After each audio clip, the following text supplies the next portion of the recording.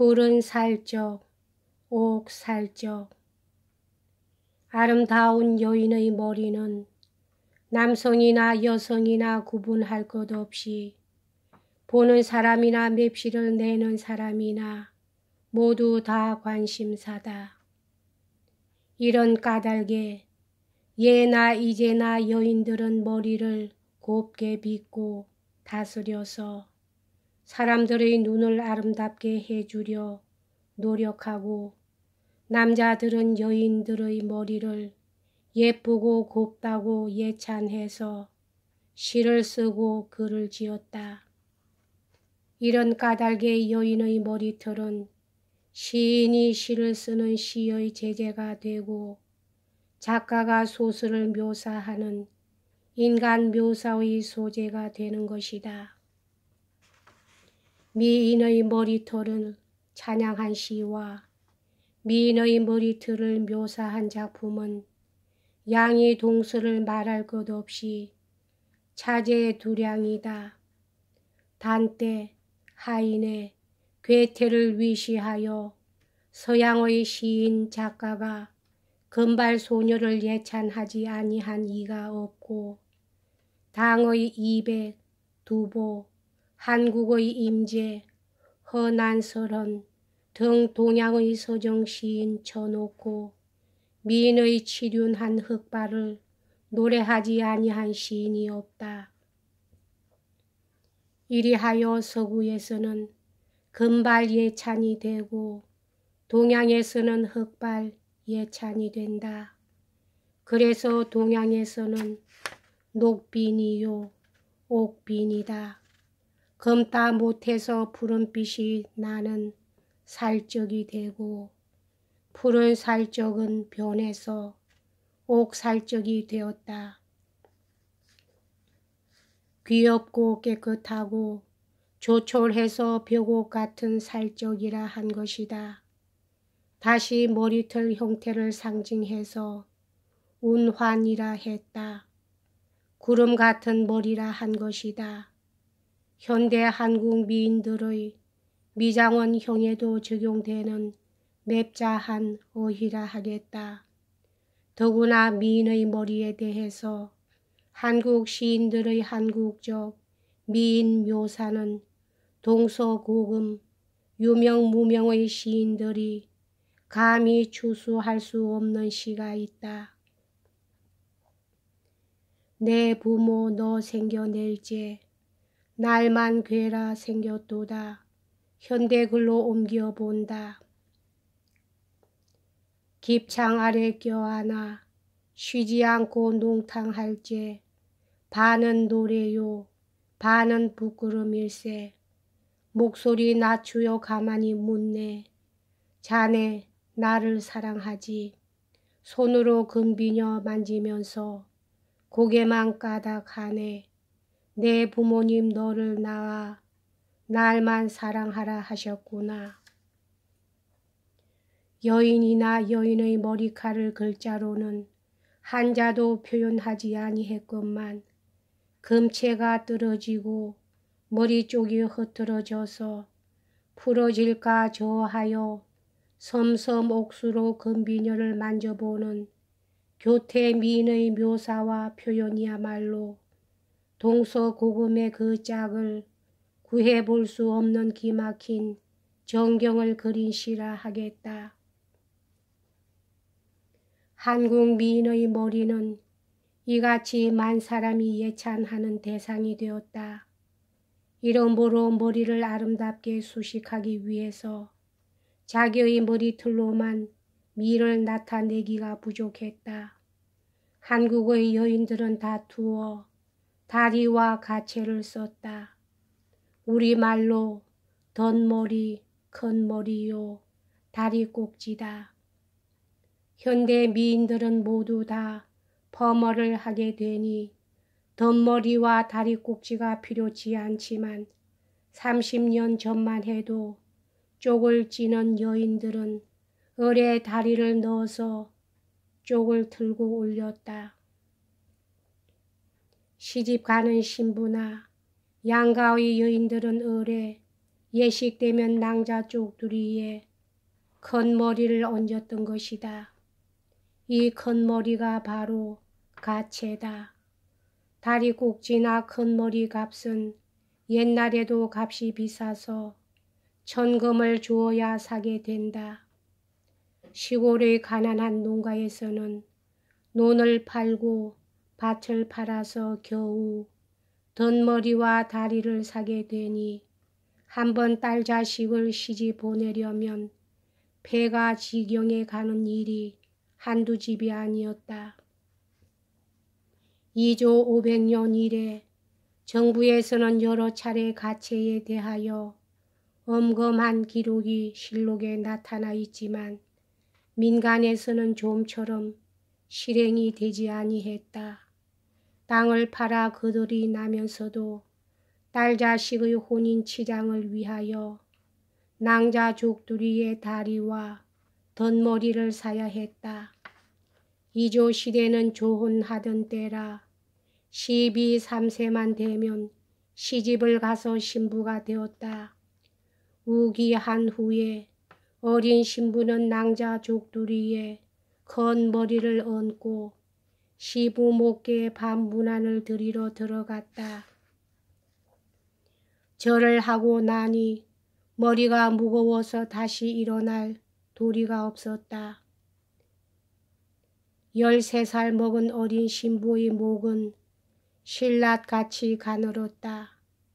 채모를 차리느라고 억지로 일어나다가 가채가 무거워서 뼈가 부러져 죽었다.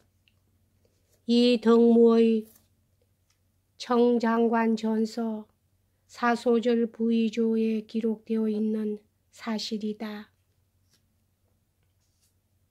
미를 찾는 경향은 사치와 허례로 옮아가서 마침내 웃지 못할 이 같은 비극까지 일어났던 것이다. 다리에 대해서 아름다운 이야기가 하나 있다.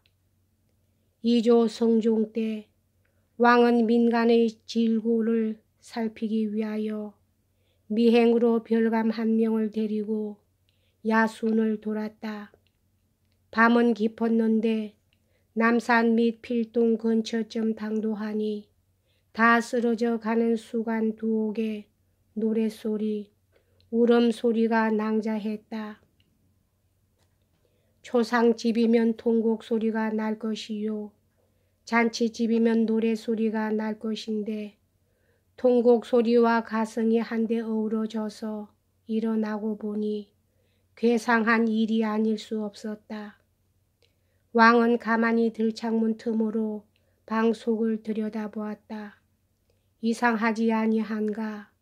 젊은 상주 한 사람은 노래를 부르고 젊은 승려 한 명은 춤을 추고 있고 늙은 노인은 통곡을 하고 있었다. 실로 해괴한 풍경이었다. 더구나 상제가 노래를 부르고 미인 승려가 춤을 춘다는 일은 당시 풍기로 보아 도저히 용서할 수 없는 문란한 행동이었다. 성종은 대노했다. 곧 문을 박차고 안으로 들어가서 까닭을 물었다. 늙은 노인은 아버지요. 두건을 쓴 젊은 상제는 아들이요. 머리를 깎은 승려는 며느리였다. 늙은 노인은 상배를 해서 아직 3년상의 탈상을 못했는데 때마침 환갑날이 되었다. 집은 째지게 가난해서 늙은 시아버지 환갑날 약주 한 잔도 드릴 도리가 없었다. 며느리는 삼단 같은 검은 머리를 잘라서 다리 꼭지로 팔고 그 대가로 약주를 장만하고 술을 사서 시아버지께 올리면서 환갑상을 받으라 했다. 시아버지는 효부의 처사에 감격되어 구슬프게 통곡을 하고 남편 되는 젊은 상제는 노래를 불러 아버지와 아내를 위로하고 며느리는 시아버지 보고 울지 말라고 춤을 덩실덩실 추는 것이었다. 사연을 들은 왕의 눈에서는 눈물이 핑거러 돌았다. 곧 아들에게 과거를 보라고 적석에서 주제를 내렸다. 과거 주제는 상가성무 노인곡이었다. 왕은 과거 날짜까지 가르쳐 주었다. 과거령이 반포된 후에 팔도의 유생들은 구름 매듯 과장으로 모여들었다. 그러나 상가성무 노인곡의 글뜻을 알 까닭이 없었다. 모두 다 딴소리로 글을 짓는 중에 머리털을 팔아 시아버지를 공경했던 여성의 남편인 상제만이 그 글뜻을 알았다.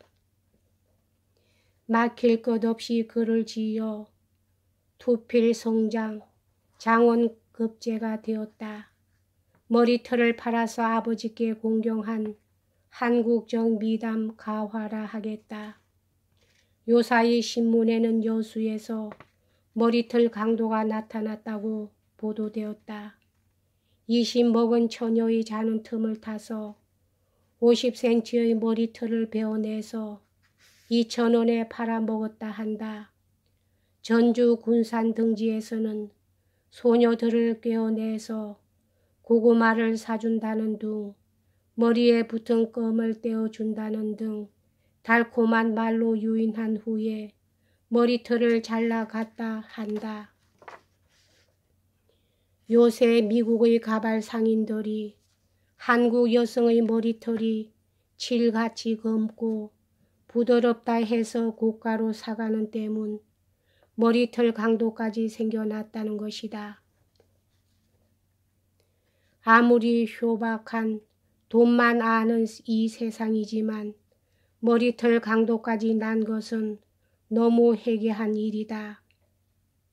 상가성무 노인곡의 과거 주제와 대조해 볼 때 현대라는 악착한 맛이 또렷하게 나타나 있다.